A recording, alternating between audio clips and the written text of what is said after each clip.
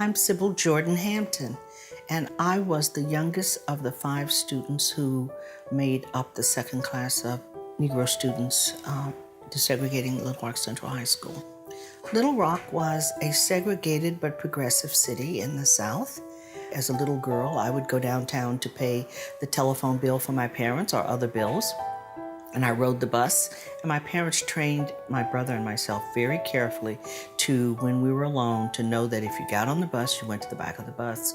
That if you were in the department store, you looked for things that said colored, whether it was the bathroom or the water fountain, that you did not expect to go into Walgreens and sit at the lunch counter. All of those things are things that are very stark memories for me of the rules that you had to learn. I really felt that my parents and my grandfather did such a magnificent job of helping me to be a very balanced young person, to be very mature, but not to be weighted down by that maturity. I was part of the second group of students to desegregate the high school. And what was striking on the first day that we went to school, there was just this quiet.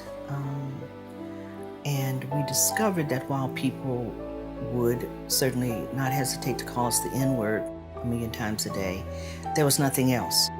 And so the experience of the 3 years was that we were shunned. And at the end of that time, there's absolutely nobody in my homeroom who ever spoke to me. And the struggle shifted, and the struggle was not one in which there was this viciousness or these overt violent or physical acts. It was that the resistance had to be quiet. And it was really quite shocking as time went on to realize that I was always going to be the other, and that there was absolutely nothing that I could do or say in my classes that would ever change the perception of me as being unworthy, not wanted, not welcomed. Being shunned is really a very altered state of being, and I always thought of myself as being cast with a friendly ghost.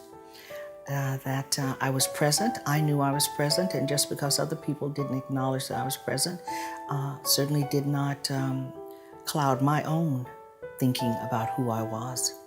Shunning really, in a very strong way, is almost a cowardly way of creating the kind of pressure that causes a person to shrink, causes a person to lose their focus, causes a person to lose their way.